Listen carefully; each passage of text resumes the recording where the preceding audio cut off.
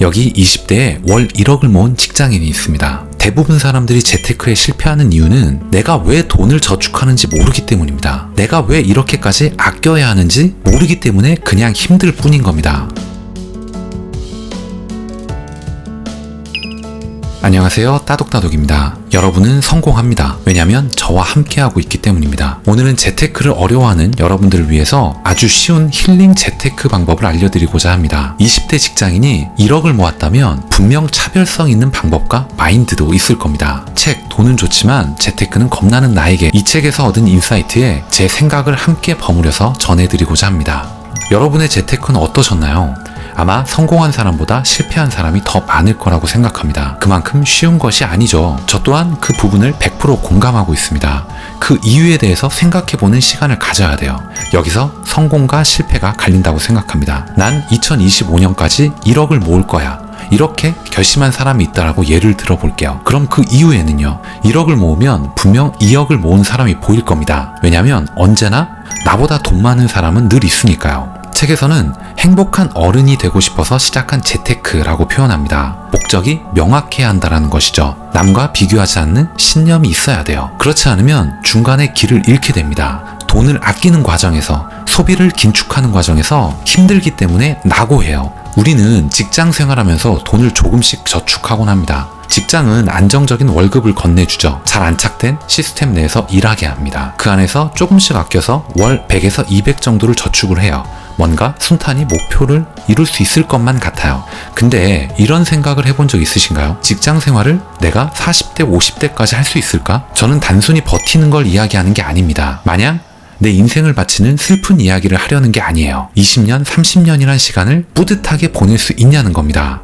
아마 여러분들 주변에 건너편 책상에 25년, 30년 근속한 부장님이 앉아 계실 거예요. 그 팀장님은 월 실수령액이 500만 원 이상입니다. 근데 문제는 그 자리가 전혀 부럽지 않다라는 겁니다. 아침 일찍 출근해서 밤늦게까지 야근하고 업무 시간 내내 불려다니고 미팅하고 깨지는 모습을 볼 겁니다. 그 사람의 어깨에는 책임감이라는 부담도 얹혀있죠. 이건 회사 구조상 어쩔 수 없는 부분이기도 합니다.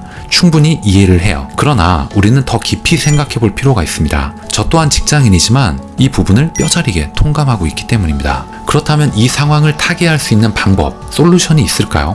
책에서는 여러 가지 대안을 말해줍니다. 그 중에 인상 깊었던 것이 3가지가 있었어요. 이건 자기개발, 그리고 성장의 측면과도 같아요. 매일 함께 쌓아가는 거죠. 습관처럼 해야만 하는 거라고 생각합니다. 첫째는 관련 서적이나 글을 꾸준히 읽는 겁니다. 재테크 측면이라고 해볼게요. 책에서는 3가지 주간지를 추천합니다. 이코노미조선, 한경비즈니스, 더 스쿠프라는 주간지입니다. 모두 좋은 구성으로 경제, 재테크 정보를 얻을 수 있다라고 말해요. 저 또한 이런 주간지를 꼭 읽었던 기억이 나요. 물론 시간이 걸립니다.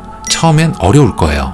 이건 당연합니다. 그런데 여러분들이 전혀 잘못된 게 아닙니다. 시간이 흐를수록 점점 빨라지실 겁니다. 그럴 수밖에 없습니다. 전혀 걱정하지 않으셔도 됩니다. 두 번째는 N잡을 적극적으로 찾는 겁니다. 내가 과연 회사 일만 하고 살 수 있을까? 내 능력은 회사에만 쓸 수 있는 걸까? 내가 이 급여를 가지고 내가 원하는 꿈, 목표를 달성할 수 있을까? 매월 이렇게 받는 월급만 있다면 내 삶이 풍요로워질까? 아닙니다. 여러분들의 재능은 무궁무진하고요. 여러분들은 더 많은 수익을 얻을 수 있습니다. 누구나 자신이 좋아하는, 그리고 잘하는 취미와 활동이 있기 때문입니다. 혹시나 제가 지금 말씀드리는 이런 5가지 상황이 여러분들에게 맞다면 N잡의 제격일 겁니다. 내가 하는 일에 자신이 있다. 인생이 왠지 재미가 없다. 자존감이 낮은 편이다. 시간 관리를 잘하는 편이다.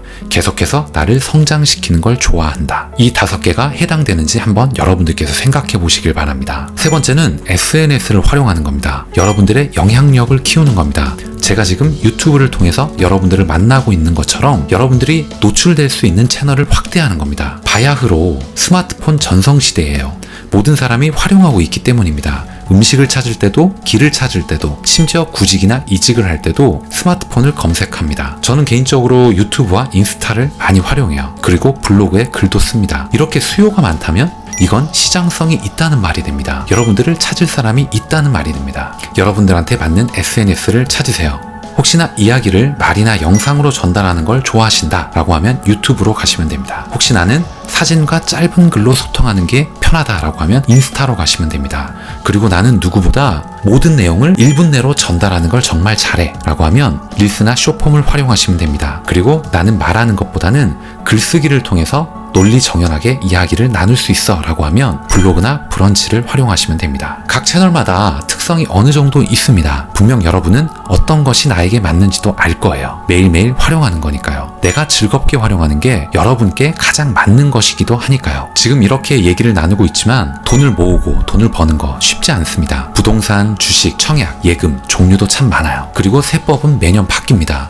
그럼에도 불구하고 저는 해야 한다고 생각해요. 여러분의 소중한 삶이기 때문입니다. 그 속에서 의미를 찾고 행복해져야 하기 때문입니다. 여러분들은 풍요를 누릴 자격이 있습니다. 적어도 제 구독자님들은 일상 속에서 늘 행복을 찾으셨으면 좋겠습니다.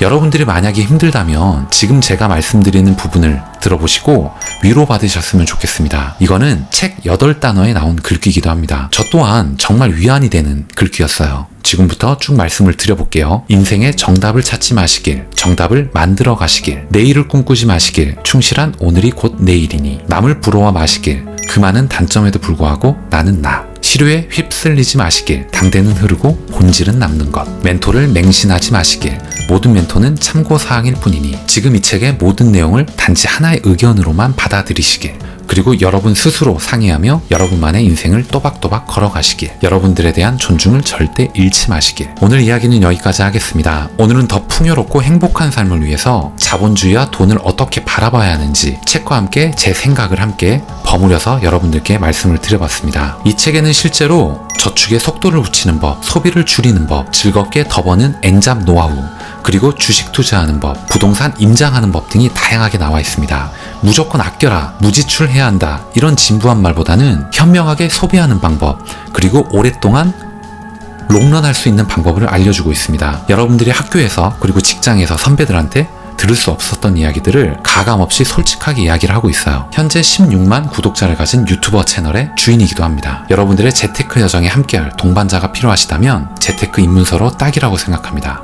여러분들의 성공 투자를 응원합니다. 오늘 이야기를 들어보시고 조금이라도 재밌게 들으셨거나 여러분들께 도움이 되셨다면 좋아요 그리고 구독 꼭 부탁드리겠습니다. 그리고 여러분들의 생각을 자유롭게 댓글로 남겨주시면 좋을 것 같습니다. 다음 시간에 더 좋은 내용, 더 좋은 컨텐츠로 여러분들께 인사드리도록 하겠습니다. 감사합니다.